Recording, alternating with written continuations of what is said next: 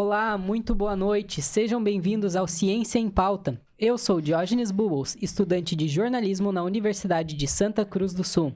E me acompanham no programa de hoje os colegas Eduarda Gomes. Boa noite. Natália Flores. Boa noite. E Lorenzo Silveira. Muito boa noite. Nesta noite, vamos entrevistar o professor Leonel Pablo Carvalho Tedesco, doutor em Ciência da Computação pela Pontifícia Universidade Católica do Rio Grande do Sul. É professor adjunto da Universidade de Santa Cruz do Sul desde 2010.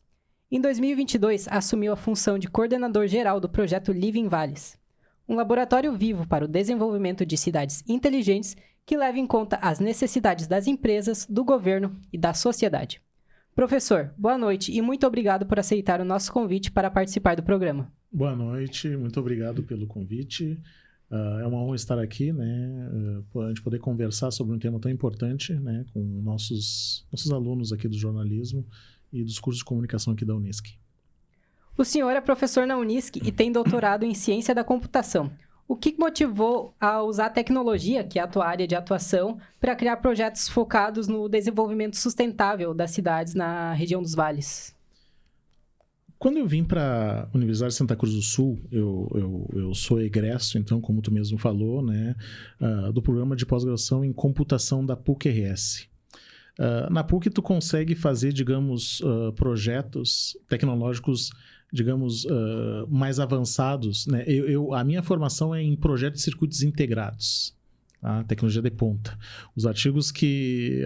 Talvez algum artigo que eu escrevi, né, que tenha escrito, possa ser utilizado por uma grande indústria, né, da área de semicondutores. Esse foi o meu foco na PUC-RS. Chegando na Universidade de Santa Cruz do Sul, né, em todo lugar onde... Isso é sempre uma dica que eu dou para os meus estudantes, né? A gente poder se adaptar ao local onde tu está chegando. Tu vai ter o teu expertise. É importante ter uma formação geral bastante consistente, né? Eu sou engenheiro de computação de formação, né? Então, eu aprendi computação primeiro e me especializei na área de projeto de computadores, de circuitos integrados, né? Chegando aqui na Unisc, havia uma necessidade de a gente não trabalhar tanto numa questão de projeto de computadores, mas a aplicação de sistemas computacionais em problemas que circundam, né, a nossa região. Né? E temos vários. A tecnologia da informação hoje ela está presente em todas as áreas do conhecimento, mas é importante que tenhamos pessoas, né, que possam fazer essa interface em como aplicar melhor essa tecnologia. Então, nesse sentido, eu já fiz projeto, por exemplo, para deficientes visuais, né, com relação a projeto de óculos para verificar faixas em calçadas, né, para a questão de facilitar atravessar a rua, por exemplo, né? Já trabalhei com a questão de veículos autônomos, né? Já trabalhei com dispositivos vestíveis, né? Para apoiar pessoas idosas ou pessoas com fisioterapia, né? Para poder a gente entender melhor os dados. E aí eu comecei a me aproximar muito da questão, né? E eu sou do programa de pós-graduação em sistemas e processos industriais, né? Então, essa conexão com a indústria, essa aplicabilidade era importante eu exercitar.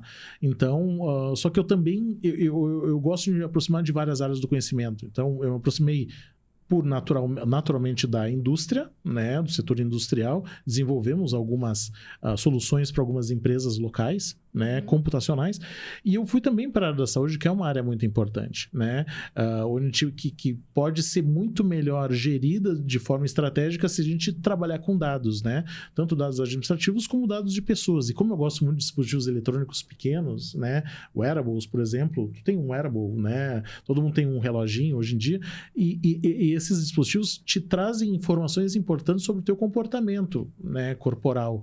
Então eu pensei, puxa, isso aqui pode ser um bom projeto. E nesse projeto eu aprovei o meu primeiro edital, meu primeiro projeto em edital grande, né, significativamente grande, que era ainda da antiga SDECT, né, que era do governo do estado do Rio Grande do Sul, isso foi em 2017, né, que foi exatamente de eu aplicar a computação wearable no tratamento de pessoas, né, em condições de pós-operatório. A gente chegou até um nível de protótipo, não conseguimos avançar muito mais, a gente não tinha tecnologias para isso, mas eu já comecei a pegar uma manha de submeter projetos para o governo do estado do Rio Grande do Sul, que tem uma Secretaria de Inovação bastante atuante. E dali surgiu, depois de algum tempo, né, eu submeti para um edital de Living Labs. né? Eu nunca tinha desenvolvido um Living Lab na minha vida, né? Mas a gente teve oportunidade, a gente teve poucos dias para escrever o projeto, mais especificamente 12 dias, né? Mas o objetivo do Living Lab é constituir uma célula de inteligência na cidade, onde as pessoas podem discutir de diversas, de diversos ramos, né, de atividade, seja do governo, ou seja da educação, ou das empresas, ou da sociedade civil organizada, para a gente poder entender os problemas das cidades e propor soluções onde a experimentação dessas soluções seja no espaço da cidade, né? E daí nasceu o nosso projeto. Aí, claro, o Living Lab ele é muito amplo, né? Isso aqui poderia ser uma atividade de Living Lab, né? A gente desenvolveu meetups. O Living Lab ele pode ser educacional, ele pode ser propositivo em projetos, né? Ele pode ser propositivo em conectar pessoas. E o nosso objetivo é exatamente esse: a gente poder conectar essa quádrupla hélice para resolver problemas da região, não só da cidade de Santa Cruz do Sul, né? Tanto é que a gente, dessas discussões, nasceu um projeto onde hoje nós temos 16 estações meteorológicas colocadas em diversas localidades da região dos vales. Então, resumidamente, é um projeto que tem computador. Eu sou fascinado por computação, né? Mas não por um lado, eu não projetei as estações, né?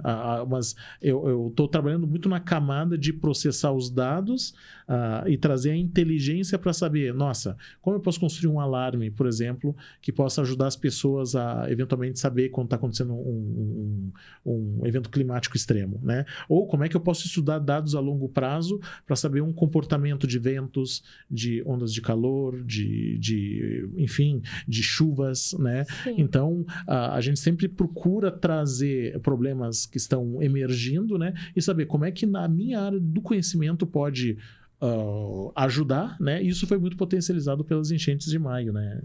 Então, em relação aos Living Labs, o que seria o Living Valles? Qual a missão central e como ele busca produzir e compartilhar o conhecimento para impactar as cidades da região dos vales? Como um todo? A gente tem a questão da cidade inteligente, né? O conceito da cidade inteligente é uma cidade, primeiro, que é uma cidade que inova e traz felicidade para as pessoas, né? Necessariamente eu não falei ainda no componente tecnológico, né? Uhum. Pode ter um componente tecnológico, mas eu digo que o componente humano é mais importante até que o componente tecnológico. A tecnologia é uma ferramenta, né? Então, na questão da missão do Living Valles é poder misturar as pessoas. Tem professores da área de comunicação, né? Tem uma conexão, né? De tem fato. que trazer as conexões, né? Fazer o diferente conversar. Eu dei aula, eu conversei com o pessoal do Niama, por exemplo. O Niama tem Sim. contribuições extraordinárias para a nossa cidade. Eles já têm uma visão do passado, eles entendem mais, mas uma visão sem preconceito. A gente trazer as periferias, a gente trazer o setor produtivo, isso é importante, mas também trazer a ciência, né? Como é que com ciência a gente pode trazer uma cidade mais inteligente? Mas às vezes as pessoas pensam, não, nós temos que fazer uma cidade inteligente. Não, vamos colocar carros voadores, vamos colocar aplicativo para tudo. Nós temos que organizar. É importante que dentro da evolução tecnológica, né, tu vai fazer uma compra hoje. Preferencialmente, os jovens, principalmente meus filhos, eles compram pela internet, né? Sim, é que se tornou algo muito prático também, né? Muito prático. Mas essa praticidade não pode ser trazida em lidar com o serviço público. Por que ainda temos certas burocracias no setor público, né? Será que a gente não poderia minimizar isso? Será que a gente não poderia ter alguma solução para, por exemplo, tem a questão do transporte público. Será que a gente não consegue fazer uma análise de dados do trânsito da nossa cidade e chegar a um consenso de ter um preço justo, de forma que... porque quanto mais carro, tu pode danificar mais a tua via, né?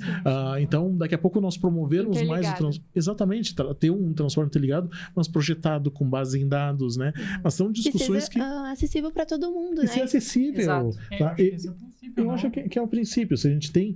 Eu acho que a gente poderia fazer um estudo para isso, mas, claro, isso demanda... E aí, gente, é uma coisa assim, né?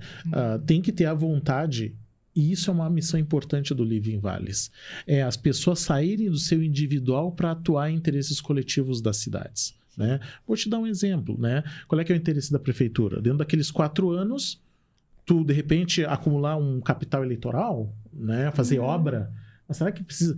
obra é importante, mas daqui a pouco só a obra, depende de trabalhar de forma inteligente os dados da cidade, será que não seria interessante, né? As empresas têm um interesse no lucro, né? As pessoas têm um interesse no seu espaço ali, mas como é que a gente pode trabalhar de forma coletiva? Um exemplo de atuação da sociedade de forma coletiva é separar o lixo. Coisa simples, né? Mas, poxa, ter uma coleta especializada de lixo limpo, pô, isso é uma ação de uma cidade inteligente, né? Se eu tenho lá uma questão do tratamento da água, se eu tenho uma responsabilidade das empresas não poluírem, né? Isso pode acarretar num bem coletivo. Não existe a água tua ou de qualquer um de nós. A água é de todos. Como é que a gente pode atuar de forma coletiva para cuidar de um bem comum? Então, o living, ele serve para isso, para a gente discutir, colocar todos nós a discutir problemas que sejam comuns a todos e nós podermos cada um contribuir com a sua capacidade para resolver esses problemas. E claro que entram aí muitos conflitos, né? O living procura resolver um pouco disso, mas é complexo, né? Sim. E a plataforma Mais Vales que é criada, como ela funciona no princípio, assim? Como tu desenvolveu a tecnologia para ela funcionar de fato? Ela é uma tecnologia de várias mãos, tá? Eu digo que ele é um esforço coletivo, porque para colocar uma estação, né, primeiro convencer o governo, porque nem o governo sabia bem como funciona essa questão. Tu vai comprar um equipamento, em princípio o equipamento é da Unisc, e é o patrimônio da universidade. Nós conquistamos o recurso, o equipamento estação meteorológico é da universidade, mas ele tem que estar usando um espaço fora da universidade, porque a gente tem que fazer algo que seja experimentado na cidade. Para Sim. todos. Para todos, que beneficie a comunidade. Então, mas aí eu preciso pedir ajuda para a prefeitura. O que a gente falou com a prefeitura? Olha, me diz uma coisa, prefeito. Onde tu acha que pode ser um local interessante para colocar essa estação, de forma que se vier uma chuva forte, a população possa saber de antemão? Aí temos uma conexão com a prefeitura. Aí o secretário vai lá e diz, olha, não, eu acho que tu pode colocar nesse local aqui. Aí eu peço mais uma coisa pro prefeito. Prefeito, tu consegue uma internet, um prédio público bem posicionado, que tenha internet, ou algum parceiro, pode ser da sociedade civil, tem estações nossas que estão com pequenos produtores, né? E a prefeitura intermediando, a Emater, o Sicredi, entidades organizacionais. Isso é atuar de forma coletiva para viabilizar um esforço de uma estrutura e todo mundo saber que aquilo é para um bem comum, não é para o Leonel, não é a estação do Leonel, é a estação da comunidade dos vales. E não é só aquela estação específica de Gramado Xavier, ou de Herveiras, ou de Vale do Sol, Vale Verde, ou do Monte Alverne, tem vários locais, né? Mas é o conjunto das estações, elas terem um significado para a defesa civil, por exemplo, interpretar aquela informação. Então, a plataforma, ela tem essa função. Primeiro, mostrar os dados, né? Se está chovendo agora não está chovendo, mas choveu esses dias, né? Ela mostra, naquele momento, está chovendo aonde? Onde está chovendo mais? Onde está chovendo menos? Né? A Defesa Civil está de olho nessas informações, assim como as prefeituras. E o que a gente fez? Toda vez que um equipamento desses é vendido para a universidade, a empresa que fornece o equipamento, ele fornece o software também. Tá? Só que o software precisa de uma licença, tudo isso está incluso no orçamento. Tá? Só que, originalmente, cada um de nós teria que ter um login nessa plataforma particular para poder acessar os dados. Qual foi o acordo que a gente fez com a empresa, né, que nos forneceu as estações, ganhou a licitação, forneceu as estações? Me empresta os dados, eu faço uma API.